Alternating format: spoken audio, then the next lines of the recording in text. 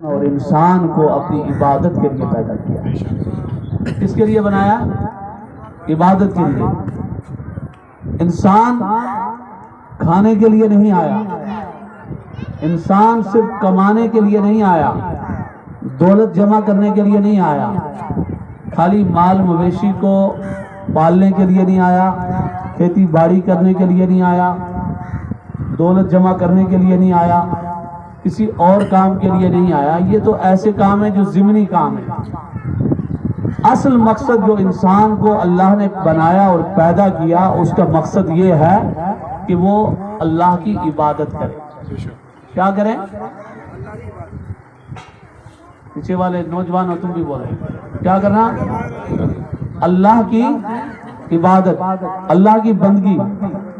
اس مقصد کے تحت اللہ نے ہم کو پیدا کیا۔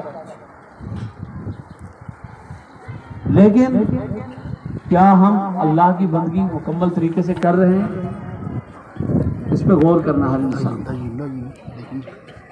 اور بندگی میں سب سے اہم طریقہ جو ہے وہ اللہ نے رکھا، وہ نماز۔ کیا رکھی؟ وہ نماز۔ اور اس سے بہت دور ہے لوگ۔ تو گویا کہ ہم نے اپنا دنیا میں آنے کا جو مقصد ہے اس کو ابھی تک سمجھا ہی نہیں سمجھا۔ اور جس نے سمجھا وہ 5 نمازوں کا پابند ہے، اور جو نہیں سمجھ رہا کہ میری زندگی کیوں ہے، زندگی برائے خوردن، یعنی کہ زندگی کھانے کے لیے نہیں بلکہ کھانا زندگی کے لیے۔ زندگی پانی پینے کے لیے نہیں ہے بلکہ پانی جو ہے زندگی کے لیے ہے۔ کھانا کس کے لیے ہے؟ زندگی کے لیے ہے۔ مال کس کے لیے ہے؟ زندگی کے لیے ہے۔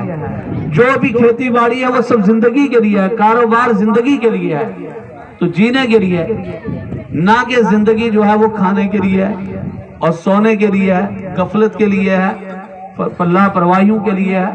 تو اللہ نے ارشاد فرمایا وَمَا خَلَقْتُ الْجِنَّ وَالْإِنسَ إِلَّا لِيَعْبُدُونَ۔ میں نے جن اور انسان کو اپنی عبادت کے لیے بنایا ہے۔ بولو سبحان اللہ۔ تو ہمیں پتہ چلا کہ ہم بیکار نہیں بلکہ اللہ نے ہمیں کسی کام کے لیے بنایا ہے، اللہ نے کسی مقصد کے تحت بنایا ہے۔ حضرت سیدنا موسیٰ علیہ السلام نے چھپکلی کو دیکھا جو چھپکلی دیواروں پہ چلی رہتی ہے، تو اللہ کی بارگاہ میں عرض کیا پروردگار عالم یہ چھپکلی تو نے کیوں بنائی؟ یہ چھپکلی کیوں بنائی؟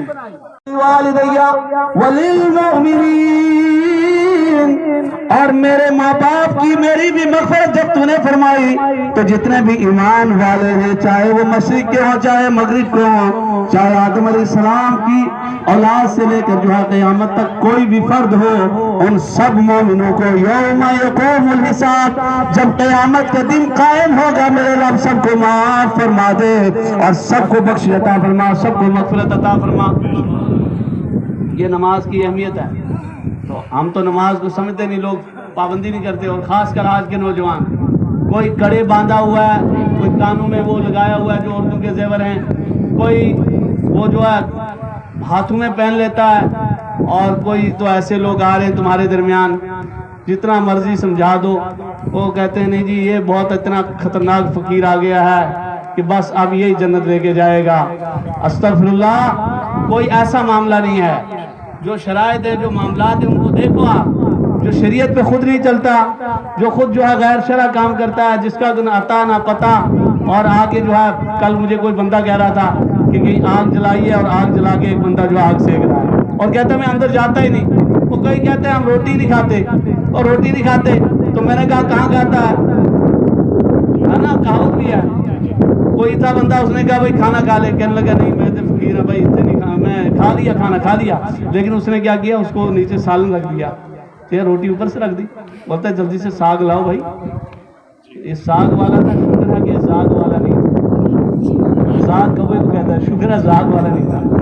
تو میں اس سے یہ کہتا ہوں جب تو نماز کعبہ شریف میں پڑھتا ہے تو کھانا بھی وہیں کھانا بھی وہاں، اور کم سے کم یار کعبہ شریف جا کے اور مدینہ شریف کو نعوذ باللہ تو نماز کا دعویٰ کرتا ہے تو کم سے کم وہاں کے روسٹ مرغے تو مریدوں کو بھی کھلا دینا۔